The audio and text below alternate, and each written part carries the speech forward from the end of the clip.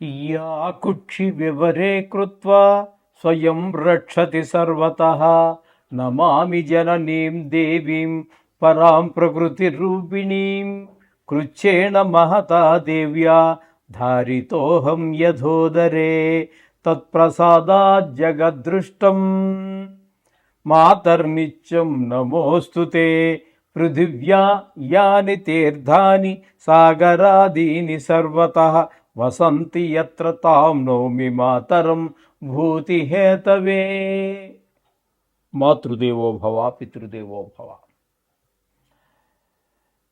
ఇప్పుడు మనము మార్చి నెల 2026 సంవత్సరంలో ద్వాదశ రాశుల వారికి గోచార ఫలితాలు ఏ విధంగా ఉన్నాయో సశాస్త్రీయమైన పద్ధతిలో మనం తెలుసుకునేటటువంటి ప్రయత్నం చేద్దాము. కర్కాటక రాశి వారికి మార్చి నెల 2026 సంవత్సరంలో గోచార ఫలితాలు ఏ విధంగా ఉన్నాయో తెలుసుకునే ప్రయత్నం చేద్దాము. ఇక్కడ ద్వితీయ స్థానంలో కేతుగ్రహ సంచారం జరుగుతోంది. ద్వితీయ స్థానంలో కేతుగ్రహ సంచారం వల్ల ధనానికి ఇబ్బంది పడాల్సిన పరిస్థితి ఉంటుంది. నేత్ర సంబంధమైన వ్యాధులు ఉన్నట్టయితే కొంచెం ప్రకోపించి ఎక్కువగా బాధ పెట్టేటువంటి పరిస్థితి ఉంటుంది. అలాగే కుటుంబంలో కూడా ఆహ్లాదకరమైన పరిస్థితి ఏమి ఉండదు. మాటల్లో కూడా కొంచెం కఠినత్వంగా ఉండొచ్చు, లేదా మామూలుగా మాట్లాడిన ఎదరవారు అర్థం చేసుకునే విధానంలో తేడా రావచ్చు. ఆ విధంగా కొంచెం మాట ద్వారా కూడా కొంచెం ఇబ్బందులు కలిగే అవకాశం ఉంటుంది. కాబట్టి మాట కూడా జాగ్రత్తగా పెట్టుకోవాలి ఈ కర్కాటక రాశి వారు. ఇకపోతే అష్టమ స్థానంలో 4 గ్రహాల యొక్క సంచారం జరుగుతోంది. ఈ అష్టమ స్థానంలో 4 గ్రహాలు ఏమేంటంటే, అష్టమ స్థానం అనేది ఆయుస్థానం, దుష్టస్థానంగా కూడా చెప్తుంటారు. కానీ అన్ని గ్రహాలకి దుష్టస్థానం కాదు, అక్కడ కూడా కొన్ని గ్రహాలు యోగించేటటువంటి ఉన్నాయి. రాహు పూర్తిగా ఇక్కడ నెలంతా ఉంటున్నారు, అది మంచి పరిణామం కాదు. అలాగే రవిని తీసుకున్నట్టయితే ఆయన 14 రోజుల పాటు అష్టమ స్థానంలో ఉన్నారు. కుజుడు కూడా పూర్తి నెలంతా కూడా అక్కడే ఉన్నారు. అలాగే బుధుడిని తీసుకున్నట్టయితే ఆయన కూడా మీకు నెలంతా కూడా అష్టమ స్థానంలోనే ఉన్నారు. కాబట్టి ఇక్కడ మీకు ఈ 4 గ్రహాలలో అంటే రాహు బుధ కుజ రవి 4 గ్రహాలలో మీకు ఒక్క బుధుడు మాత్రమే అనుకూలమైన ఫలితాలు ఇస్తూ ఉన్నాడు. మిగతా గ్రహాలు ఏవి కూడా మీకు అనుకూలమైన ఫలితములను ఇవ్వజాలరు. వారందరూ కూడా మీకు పెద్ద దుఃఖం కలిగేటట్టుగా, ఎవరో మన బంధువులో చుట్టాలో మిత్రులో ఎవరో చనిపోయినట్టుగా అటువంటి దుర్వార్తలు వినటము, అలాగే కొన్ని చోట ధన నష్టము, అవమానాలు, పరాభవాలు ఇట్లాంటివన్నీ ఎదుర్కోవాల్సినటువంటి పరిస్థితి ఇక్కడ 4 గ్రహాల్లో 3 గ్రహాలు బాగా బాధించేటట్టుగానే ఉన్నాయి. కాబట్టి ఒక బుధుడు మాత్రమే మీకు అనుకూలమైన ఫలితాలు ఇవ్వబోతూ ఉన్నారు. ఇక భాగ్యస్థానం దగ్గరికి వచ్చినట్టయితే శని పూర్తిగా ఉన్నారు, ఆయన శుభ ఫలితములను ఇవ్వజాలరు. ఇక శుక్రుని దగ్గరికి వస్తే 25 రోజుల పాటు 9వ స్థానంలో ఉన్నారు, ఆయన మాత్రం 25 రోజులు మంచి శుభ ఫలితాలు ఇస్తారు. ఆ తదుపరి దశమ స్థానంలో ఆయన ఒక 31 అంటే 6 రోజుల పాటు సంచారం చేస్తారు. మొత్తం మీద శుక్రుడు ఈ కర్కాటక రాశి వారికి పూర్తి శుభాన్ని ఇస్తూ ఉన్నారు. అంటే ఇప్పటి వరకు మనం చెప్పుకున్నటువంటి గ్రహాలలో ఒక బుధుడు శుక్రుడు పూర్తి ఫలితాలు ఇస్తూ ఉన్నారు. ఇక రవి కూడా మనకి అక్కడ 6 రోజులు సంచారం చేసినప్పటికీ ఆయన కూడా 16 రోజుల పాటు సంచారం చేసినప్పటికీ ఆయన కూడా శుభ ఫలితములు ఇవ్వటం లేదండి. ఆయన కూడా పూర్తి నెలంతా కూడా మీకు ప్రతికూలమైన ఫలితాలే ఇవ్వబోతూ ఉన్నారు 8-9 స్థానాలు. ఇక మీకు చెప్పవాలని చూస్తే ఇక మీకు అనుకూలమైనటువంటి గ్రహాలు కేవలము శుక్రుడు బుధుడు మాత్రమే. ఇక గురుని తీసుకున్నట్టయితే వ్యయస్థానం, ఇది కూడా మీకు ధన వ్యయము, ధన నష్టము ఇట్లాంటివన్నీ కులుతుంటాయి. అయితే ఇక్కడ మనం చెప్పుకోవాల్సిన విశేషం ఏంటంటే, వ్యయస్థానంలో శుభగ్రహమైనటువంటి నైసర్గిక శుభగ్రహమైనటువంటి గురుడు గనక సంచారం చేస్తూ ఉంటే ధనము ఖర్చు అయినప్పటికీ కూడా అది సద్వినియోగం అవుతుంది. ఒక ఇల్లు కొనడానికి ఏదో లోన్ తీసుకున్నారు, మంచిదేగా. లేకపోతే స్థలం కొనడానికి తీసుకున్నారు, లేదా ఒక కారు కొనడానికి, ఎంటర్టైన్, ఓకే. ఇక లేదా పిల్లవాడి చదువుకి, అభివృద్ధికి, వాడికి జీవితాన్ని ప్రసాదించడం కోసం, ఇవన్నీ కూడా అది మంచి ఖర్చే అవుతుంది. ఇది ఒక్కటి మాత్రం మనం చెప్పుకోవాల్సి గురుడు గురించి చెప్పుకోవాలి. మొత్తం మీద 2 గ్రహాలు అనుకూలత ఉన్నది, మిగతా గ్రహాలు ప్రతికూలతలు ఉన్నాయి. కాబట్టి వీరు కూడా డబ్బులు ఖర్చు పెట్టే విషయంలో తగు జాగ్రత్త తీసుకోండి. అలాగే మాట విషయంలో జాగ్రత్త తీసుకోండి. ఎవ్వరికి హామీలు ఉండవద్దు. ఎవ్వరూ మన పిల్లలైతే మనం నమ్మి పుట్టారేమో అని వారెవరు కూడా అప్పు తీసుకోవడానికి ఫ్రెండ్షిప్గా ఉన్నవాళ్ళు వాళ్ళెవరు మనల్ని నమ్ముకొని పుట్టినటువంటి వాడు కాదు. వాడు లాస్ట్కి ఇలాంటి ప్రయత్నాలు కనుక మీరు చేస్తే, తప్పుడు ఆలోచన చేసి వాళ్ళకి ఎక్కడ హామీలున్నా వారి జీవితం హాయిగానే ఉంటుంది, మన జీవితమే చాలా ఇబ్బందులు పడాల్సి వస్తుంది. మీ ద్వారా మీ పిల్లలు, మీ భార్య, మీ కుటుంబం అప్పులు పాలయ్యి చెప్పుకోలేని బాధ. మనం తింటే ఒక ఆనందం, అది కూడా లేదు. కాబట్టి అటువంటి ప్రయత్నాలు మీరు చేయకండి. కాబట్టి మాట సాయం చేయండి. లేదు ఆయన ఏదో 2 లక్షలు తీసుకుంటున్నా అప్పు సంతకం పెట్టన్నాడు, పెట్టద్దండి.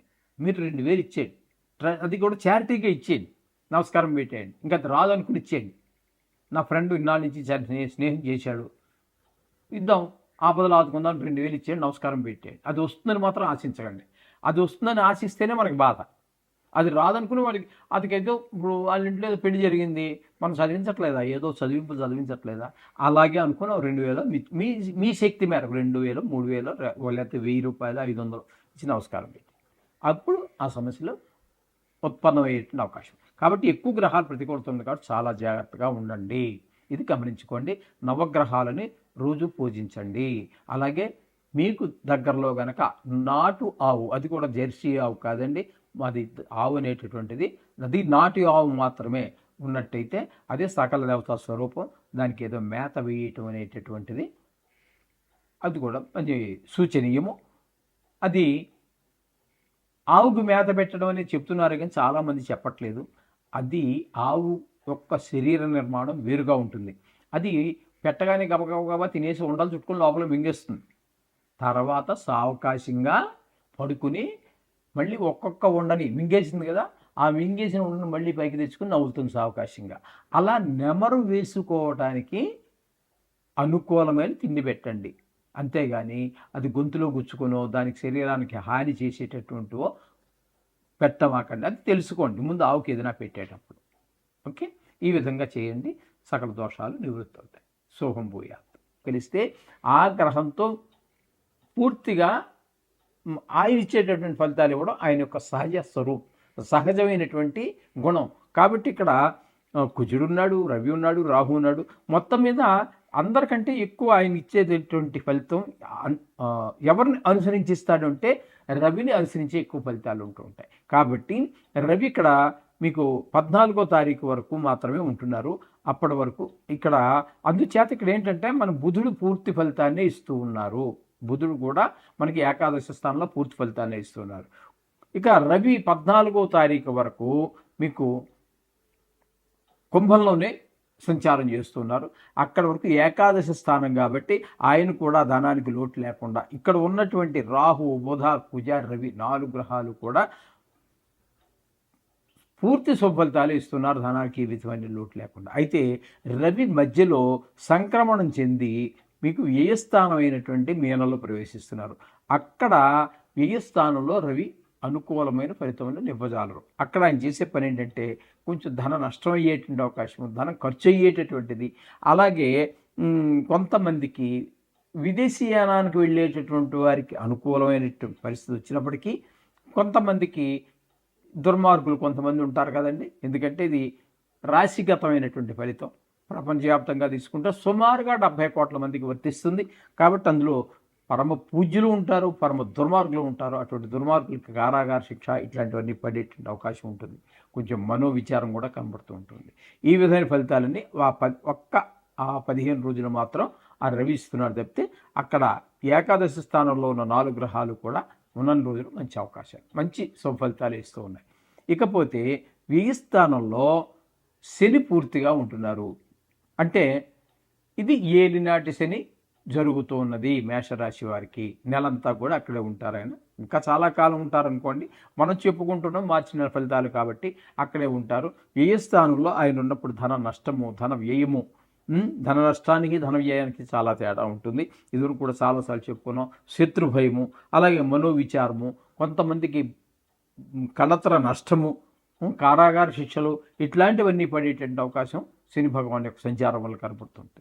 అలాగే ఇక మనం చెప్పుకున్నాం కదండి ఆల్రెడీ శుక్రుడు 25 రోజులు ఇక్కడ ఏ స్థానంలో ఉన్నప్పుడు మొదటే చెప్పుకోవడం జరిగింది. అది ఆయన 25 రోజులు ఏ స్థానంలో ఉన్నప్పుడు కూడా చాలా చక్కటి ఫలితాలు ఇస్తున్నారు. ఈ రవి మాత్రం కొంచెం ప్రతికూలమైన ఫలితాలే ఇస్తారు ఏ స్థానంలో ఉండగా. ఈ విధమైన ఫలితాలన్నీ కూడా మనము మేషరాశి వారికి చెప్పుకోవలసి ఉంటుంది. అయితే మొత్తంగా వీరికి చెప్పాలి అన్నట్టయితే శుక్రుడు పూర్తి అనుకూలంగా ఉన్నారు, అలాగే రాహు పూర్తి అనుకూలంగా ఉన్నారు. శుక్రుడు, రాహువు, రవి పాక్షికంగా, కుజుడు పూర్తిగా, అంటే 4.5 గ్రహాలు మీకు అనుకూలమైనటువంటి 4 గ్రహాలు పైమాటే మీకు అనుకూలం ఉన్నది. కాబట్టి ఒక రకం కాదు, బాగానే ఉన్నది అని చెప్పుకోవచ్చు మనకి వీరికి. ఈ విధంగా ఈ మేషరాశి వారికి మంచి ఫలితాలు వచ్చేటువంటి అవకాశం ఉన్నది. అయితే కొన్ని గ్రహాలు ప్రతికూలంగా ఉంటాయి. వాటికి మనం కొన్ని సంవత్సరాలుగా మనం చెప్పుకుంటూనే ఉన్నాం. నవగ్రహాలకు సంబంధించిన శ్లోకాలు కానివ్వండి, ఇక మీరు దేని దగ్గరికి వెళ్ళినా నవగ్రహాలకు సంబంధించి దీనికంటే పెద్దగానే ఉంటాయి కానీ చిన్నగా అయితే ఉండవు. విష్ణు సహస్రనామ పారాయణ అద్భుతం, కానీ అదంతా గంటసేపు దగ్గరగా 40 నిమిషాలు 50 నిమిషాలు ఉంటుంది అది. అలాగే ఈశ్వరాభిషేకం 1.5-2 గంటలు ఉంటుంది. అది ప్రతిరోజు మనం చేసుకోవాలంటే అది రోజు చేసుకునేటటువంటి ఇంట్లో పంచాయతనం ఉన్నటువంటి వారికి మాత్రమే సాధ్యపడుతూ ఉంటుంది. శివలింగం పెట్టుకున్నటువంటి వారికి అది దానికి నమ్మక చమకాలు ఇవన్నీ రావాలి. మీకు వచ్చినా రాకపోయినా, విద్యావంతులు కాకపోయినా కూడా మీకు అన్నిటికీ కూడా ఈ నవగ్రహ మంత్రాలు చాలా సూక్ష్మంగా మనకి సత్ఫలితాన్ని ఇచ్చేటువంటి అవకాశం ఉన్నది. కాబట్టి నవగ్రహాలు పూజించండి, సర్వశుభాలు పొందండి. శుభం.